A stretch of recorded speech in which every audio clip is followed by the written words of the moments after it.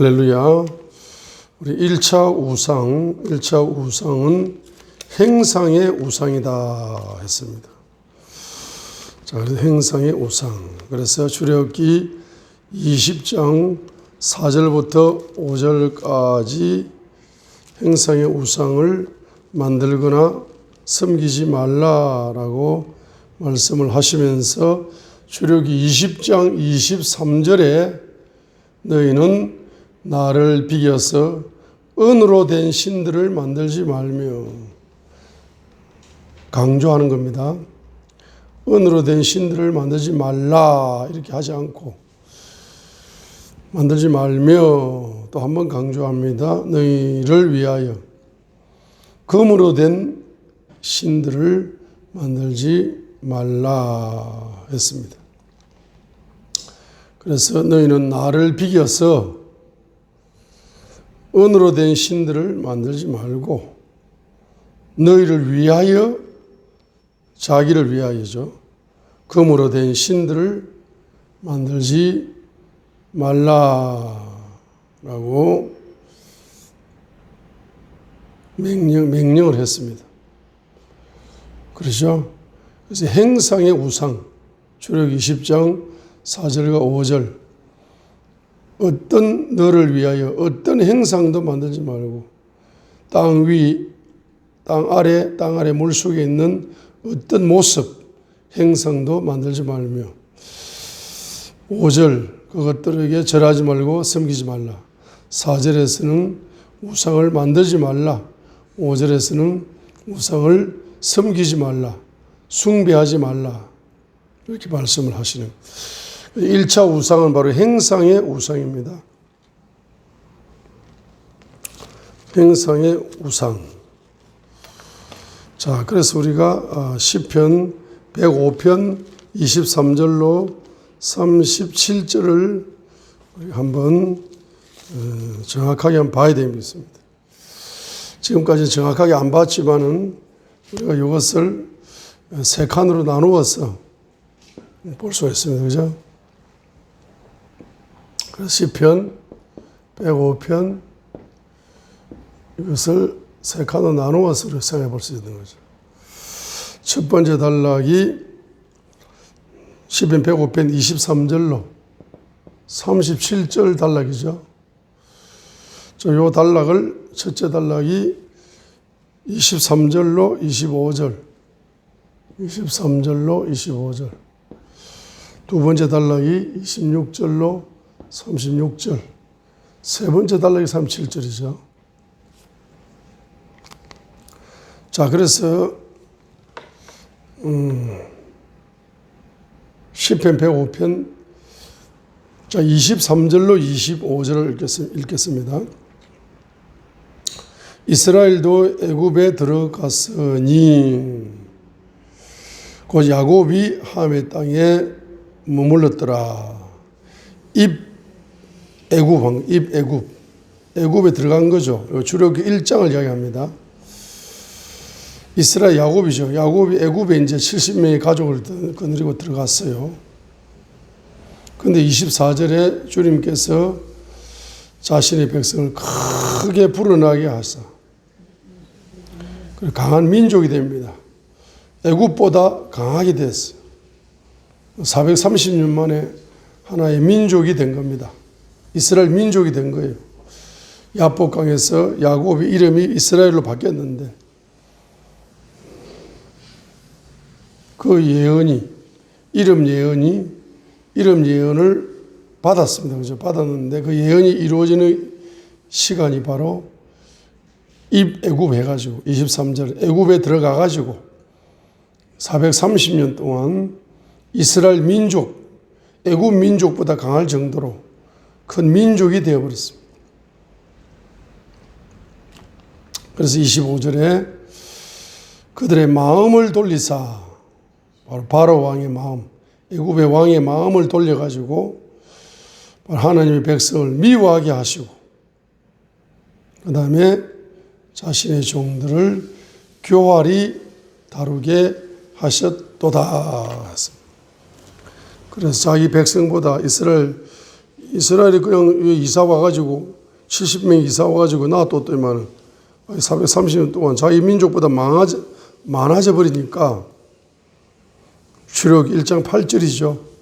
요셉을 알지 못하는 새 왕이 일어나가지고 애굽을 다스리는데 9절부터 이제 그가 자기 백성이 이르되 보라 이스라엘 자손의 백성이 우리보다 더 많고 강하도다. 10절 자 우리가 그들을 지혜롭게 다루자.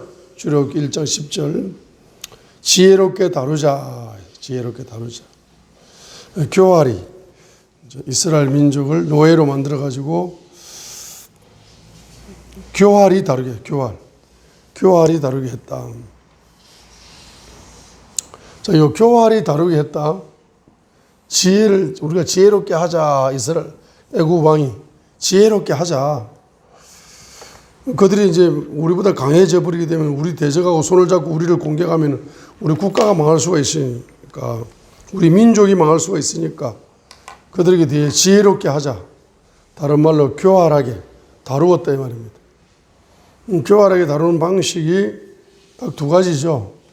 첫 번째는 애굽의 우상을 430년 동안 살면서 애굽의 우상의 영을 이스라엘 민족에게 전이시켜서 종교가 똑같게 만드는 것이죠. 자기들이 다루기 쉬우니까 종교가 똑같아야 다루기 쉬워요. 430년 동안 애굽 우상에 물들었지만은 더 이제 우상 숭배를 잘할 수 있도록 북돋아 주는 겁니다. 자, 그럼 두 번째가 뭡니까? 국고성 비돔과 라암셋을 건축해가지고 이스라엘 민족을 노예로 만들어서 경제를 착취하자. 여기 악인 경제죠. 악인 경제입니다. 그래서 우리가 성경 구절을 보면은 우리가 지혜롭게 하자. 이 교활이 다루는 거죠. 그래서 아무튼 9절부터 11절까지 9절부터 출애굽 1장 9절부터 11절까지가 지혜롭게 교활하게 다루어가지고 국고성 비돔과 라암셋을 건축하게 해가지고 노예로 만들어 버렸습니다. 노예로 만들었어요. 노예로 삼았다. 노예로 삼았다까지가 9절로 11절이죠. 그 노예로 삼았는데 12절. 인구가 줄어들 줄 알았는데 노예로 삼으니까 더 폭발적으로 인구가 증가하는 거예요. 12절. 그러나 그들을 괴롭게 할수록 출애굽 1장 12절 보세요. 그러나 그들을 괴롭게 할수록 그들이 더욱 번성하고 증가함으로 그들이 이스라엘 자손을 인하여 근심하였더라. 자, 그래서 13절부터 이제 고된 속박을 내립니다. 13절, 14절이죠.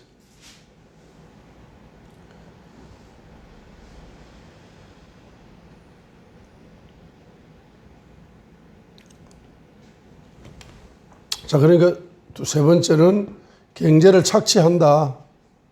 고된 속박으로 경제를 착취한다. 여기 악인 경제 활동을 하는 겁니다. 악인 경제 활동. 이게 1장 12절부터 해서 고된 속박 14절까지.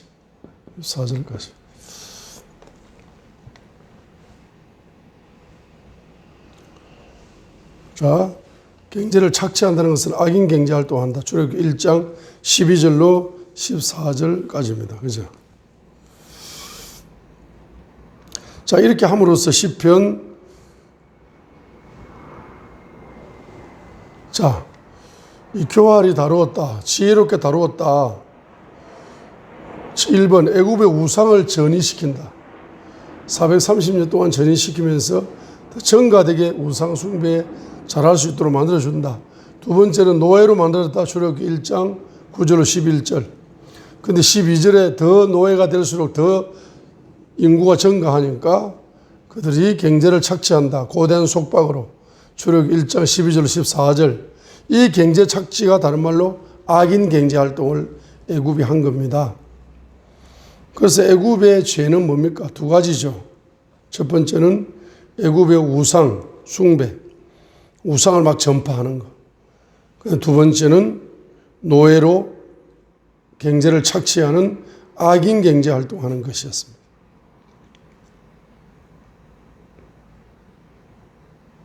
자, 그렇게 되니까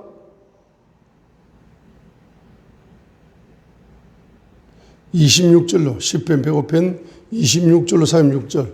자, 26절로 36절입니다. 6절에서 바로 10가지 재앙 보세요. 10가지 재앙으로 말미암아 첫 번째는 애굽의 우상을 파괴한다. 10번이나 파괴하고 애굽의 경제를 10번이나 파괴한다. 경제를 파괴한다. 그래서 경제 악순환의 고통에 들어갔습니다. 이것을 요약해가지고 시편 저자가 26절부터 36절까지 요약을 하고 표현을 하고 있는 거죠. 시적으로 표현을 하고 있는 거죠. 그래서 26절부터 36절까지 읽겠습니다. 이 시편 105편 26절 36절이라는 것은 애굽의 10가지 재앙을 내려가지고 애굽의 10가지 우상을 파괴하고 경제를 파괴하는 거예요. 그래서 경제 악순환, 가난 악순환이 온 겁니다. 애굽에. 그 잘 나가던 애굽 국가가 하루아침에 경제가 무너져 내리는 겁니다. 종교와 함께 경제가 무너져 내리는 거예요. 우상과 함께 경제가 무너져 내리는 거예요. 북한이 우상과 함께 경제가 무너져 내리는 것처럼. 자, 그래서 시편 105편 26절 36절 읽겠습니다. 그분께서 자신의 종 모세와 신이 택하신 아론을 보내시니 그들이 그분의 표적을 그들 가운데 보이시고 함의 땅에서 이적들을 보였도다. 자, 모세와 아론이 선택을 받아가지고 이적들을 보인다. 그 이적의 예를 10가지 재앙을 축소해가지고 요약을 하면서 시적으로 표현합니다. 28절 36절. 그분께서 어둠을 보내사 그것을 어둡게 하시며 그들이 그분의 말씀에 거역하지 아니하였도다. 그분께서 그들의 물들도 변하여 피가 되게 하사 그들의 물고기를 죽이셨도다. 그들의 땅이 깨구리들을 넘치도록 내며 그들의 왕들의 방들에도 넘쳤도다. 그분께서 말씀하시니 여러 종류의 파리들이 왔고 그들이 모든 지역에 이들이 왔도다. 그분께서 그들에게 비 대신 우박을 주시며 그들의 땅에 타오르는 불을 주셨도다. 그분께서 그들의 포도나무와 무화과나무도 치시며 그들의 지역에 속한 나무들을 꺾으셨도다. 그분께서 말씀하시니 메뚜기와 쐐기벌레들이 오되 무수히 와서 그들의 땅에 있던 모든 채소를 먹고 그들의 토지에 있던 열매를 삼켰도다. 또 그분께서 그들의 땅에 있던 처음 난 모든 것, 즉 그들의 모든 기력의 어떠민 애굽의 장자들을 치셨도다. 이렇게 했습니다.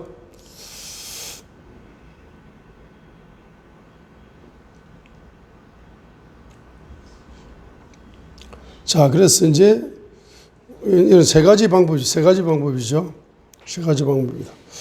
첫 번째는 26절로 27절입니다. 자, 첫 번째. 자, 이 10가지 재앙을 내릴 때 첫 번째는 뭐 한다? 바로 주의 종 모세와 아론, 주의 종을 선지자와 제사장, 주의 종을 선택을 하신다. 하나님 혼자 하지 않고 선택을 하시는 거죠. 26절로 27절. 26절로 27절 선택을 하신다. 자, 두 번째로 주님이 말씀하신다. 말씀으로 이적을 베푸신다. 이렇게 말씀을 지금 말씀하고 있습니다. 그죠? 28절에 이제 말씀, 그분의 말씀.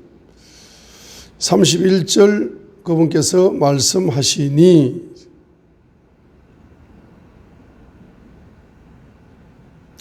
그래서 28절, 31절. 자, 28절이나 31절에 그분께서 말씀하시니 말씀을 통해서 31절 이적을 보내신다. 자, 그다음에 세 번째로 그분께서 직접 이적을 보내신다. 그분께서 직접 그분께서, 그분이, 그래서 29절 그분께서 32절 그분께서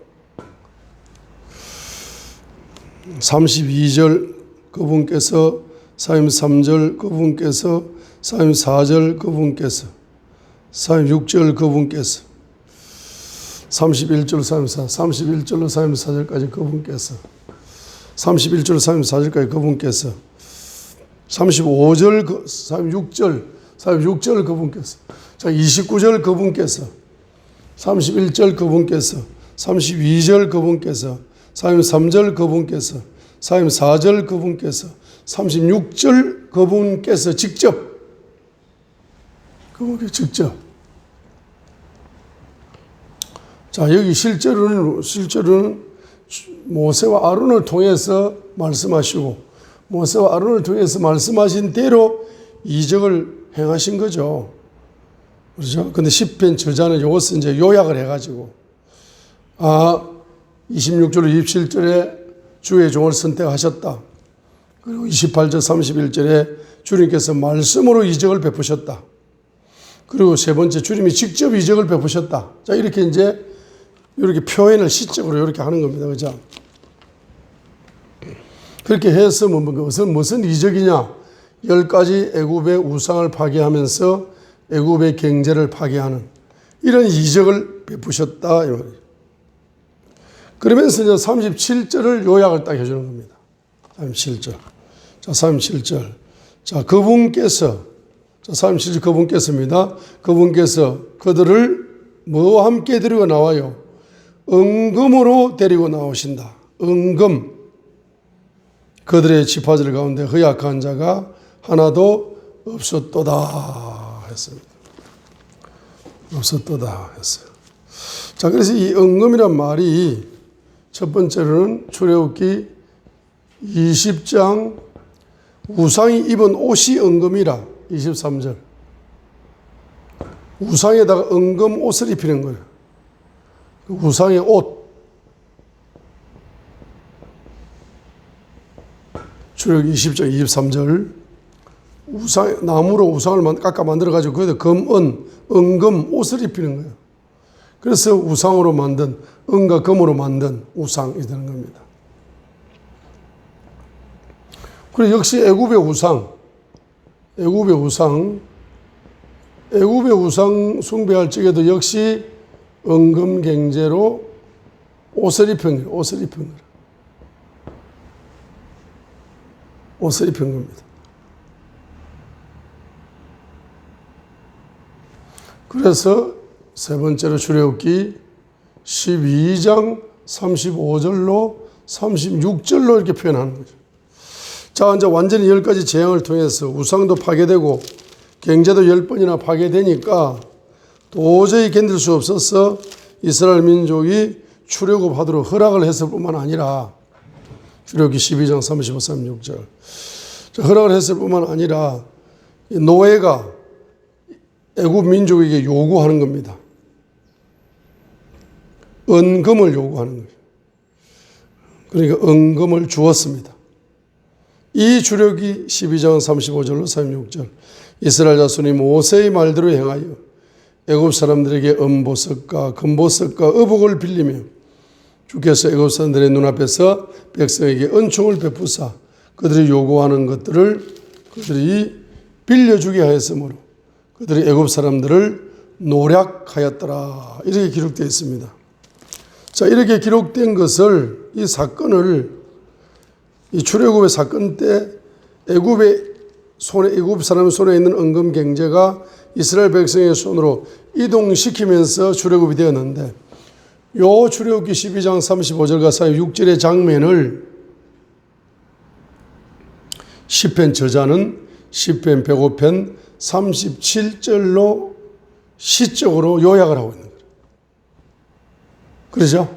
자, 그래서 시편 105편 37절 읽겠습니다. 또 그분께서 그들을 은과 금과 함께 데리고 나오시니 그들의 지파들 가운데 허약한 자가 하나도 없었더라. 그들에 대한 두려움이 저들 위에 임하였으므로 그들이 떠날 때에 이집트가 도리어 뭐했다? 즐거워할 정도로. 애굽이 그냥 아이고 노예가 떠나니까 너무 기쁘다 하고 박수를 칠 정도로. 그러면서 39절에 그분께서 구름을 패사 덮개를 삼으시고 밤에는 불을 패사 빛을 주였으며. 성령님의 인도를 받으면서 시편 105편 39절은 성령님의 인도다. 38절에는 애굽이 도리어 즐거워할 정도로 그들을 보냈다. 여기 특징이 나옵니다. 37절의 특징, 이스라엘 민족의 특징은 뭡니까? 은금을 함께 데리고 나오면서 출애굽했는데, 자, 그래서 이 은금 경제, 이 임금 경제가 애굽인의 입장에서는 회개 경제다 이 말이에요. 애굽인의 입장에서는 회개 경제라고. 왜? 그들이 우상을 만들고 그 다음에 악인 경제 활동, 우상을 숭배하게 한 거, 이것에 대한 회개합니다라는 표현으로 지금 회개 경제가 드려졌다. 이 회개 경제가 우상이 입었던 은금이다. 은금 옷이다, 옷. 이것을 뭡니까? 드리는 걸 요약하고 있는 거죠. 자, 그러니까 여기에 신기한 말씀이 시편 137절이죠. 왜? 자, 그분께서 그들을 은과 금과 함께 출애굽시키는데 그들의 지파들 가운데 허약한 자가 하나도 없었더라 했어. 자, 지금 요 37절을 이 시대에 적용하게 되면 무슨 이야기입니까? 자, 우리 남한의 사람들이 예수님을 믿고 원죄에서 해방되어 그 십자가의 피로 해방되어서 하나님의 자녀의 건세를 가지고 있음에도 불구하고 그들 속에 여전히 애굽의 우상의 영이 흐르고 있는 겁니다. 이것을 뭐합니까? 선지자, 모세 같은 선지자들이 나타나가지고 이걸 회개하라. 너희 조상들이 우상의 은금을 투자해서 옷을 입힐 것, 악인 경제 활동을 했지 않냐. 그래서 우리 후손들에게 영적인 저주가 와가지고 영적인 문둥병이 되고 가난의 악순환을 면치 못하고 있으니 우상을 회개하면서 예수님을 잘 믿어라. 이렇게 어떤 선지자의 기름 부음 받은 모세 같은 이런 주의 종들이 나와가지고 뭐 회개하라. 입으로만 회개하지 말고 마음을 찢어라. 마음이 안 찢어지냐? 은금 경제가 막혀 있어 그렇다. 그 제약 경제, 은금 경제를 찢으면서 토해내면서 회개하라 했을 때에 그 사람들이 은금 경제를 회개 경제로 토해내면서 회개를 하게 됩니다. 누가 회개하느냐?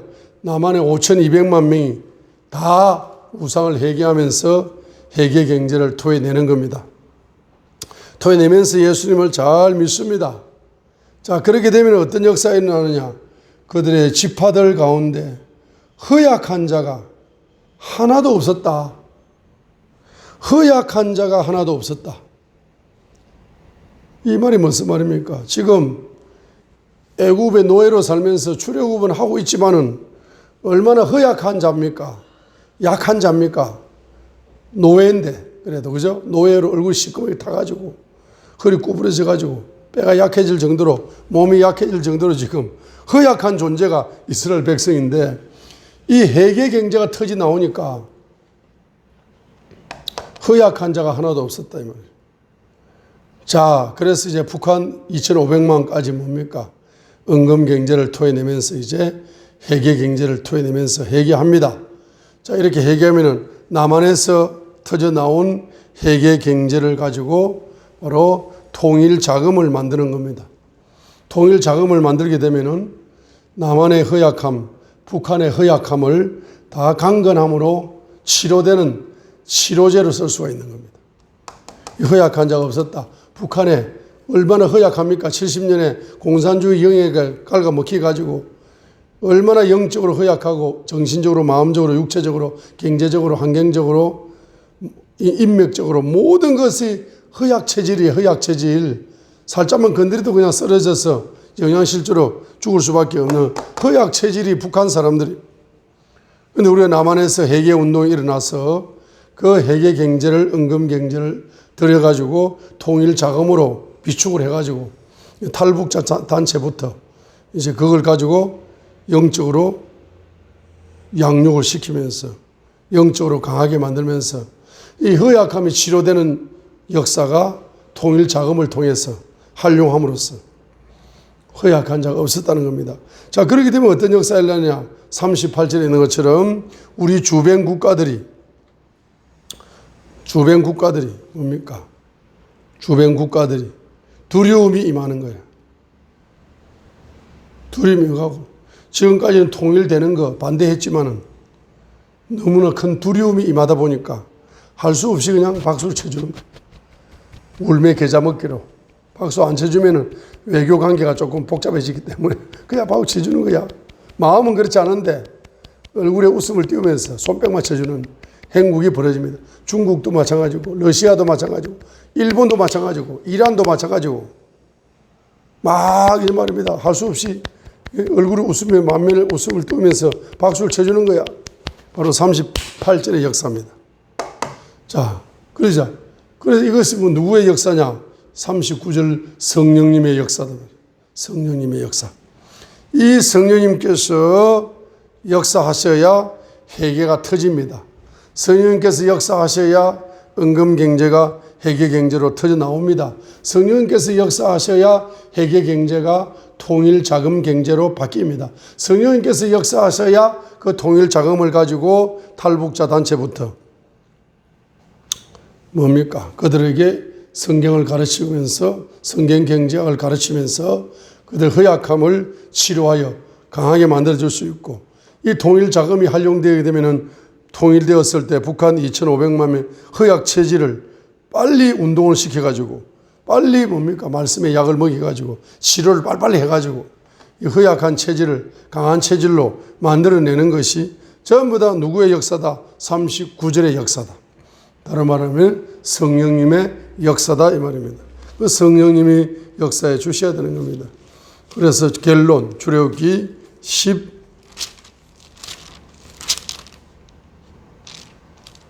13장 21절로 22절의 역사가 일어납니다. 출애굽기 13장 21절로 22절의 역사 속에서 이루어지는 겁니다. 출애굽기 13장 21절로 22절 주께서 그들 앞에 가시며, 자, 주님께서 우리 남북한 앞에 가셔야 됩니다. 21절 주님을 앞세워야 됩니다. 우리 남한이 살 길은 주님을 앞세우는 거예요. 북한이 살 길은 주님을 앞세우는 거예요. 남북한이 더불어 잘 살 길은 주님을 앞세워야 됩니다. 두 번째는 주님을 앞세운다는 건 뭘 앞세운 겁니까? 낮에는 구름 기둥, 밤에는 불 기둥으로 주야로 성령님을 앞세워야 됩니다. 주야로 성령님을 앞세우고 주야로 성령님의 인도를 받고 주야로 성령님의 조명을 받아야 됩니다. 그 낮에는 성령님을 통해서 인도를 받는 겁니다. 무엇으로? 구름 기둥으로 인도를 받고, 밤에는 불 기둥으로 빛이 비춰와야 됩니다. 밤에는 불 기둥으로 빛이 비춰와야 됩니다. 그래서 우리가 영적인 밤을 맞이했죠. 이 한반도도. 지금 러시아와 우크라이나가 영적인 밤을 맞이해서 전쟁이 벌어졌는데, 우리도 이제 영적인 밤이 지금 오고 있잖아요. 그죠? 영적인 밤이 지금 깊어질수록 남과 북의 갈등은 극심하게 이루어지고, 갈등과 대립은 최고조에 이르게 됩니다. 광화문에서 제2의 강주 사태가 일어날 정도로 지금 이념의 최고조의 갈등을 이루게 됩니다. 이 영적인 밤이 오고 있다는 거죠. 영적인 밤에서 살아남는 길은 아무것도 없어요. 하나밖에 없어요. 성령님의 불기둥, 성령님의 불의 역사 속에서 바로 말씀의 조명을 받아야 돼. 말씀이 재발견되어야 돼. 진리가 깊이 깨달아야 되고 깊은 은혜의 빛, 깊은 진리의 빛, 깊은 예수 그리스도의 말씀의 계시의 빛 속에 깊이 들어가서 바로 진리와 은혜로 무장을 하게 될 때에 그 밤을 창조적으로 통과할 수가 있다. 기적적으로 통과할 수가 있는 겁니다. 그래서 이 대한민국이 뭡니까? 영적인 밤이 와 싸우니 성령의 불기둥으로 역사하여 주시어서 하나님 말씀을 재조명하여 주시옵소서. 영적인 은혜와 진리의 빛을 비추어 주시옵소서. 그리하여 남북한의 백성들이 자루나 우루나 치우치지 아니하고 예수 그리스도만 따라가게 하옵소서. 22절 낮에는 구름 기둥을 밤에는 불 기둥을 백성 앞에서 치우지 아니하셨더라. 그러니까 연속적으로 주야로 구름 기둥과 불 기둥이 임재하시고 역사하시고 인도하시고 조명하시고 이 성령님의 역사하심만이 남북한의 갈등을 바로 예수 한국 복음 통일의 창조적인 민족으로 우리 인생의 문, 우리 민족의 통일의 문을 열 수 있는 말씀이 출애굽기 13장 21절로 22절의 말씀인 것입니다. 할렐루야. 그래서 이 민족 위에 행성의 우상을 회개하는 회개의 역사가 일어나게 하옵소서. 기도하시는 저와 여러분이 되시기를 주님의 이름으로 축복드립니다.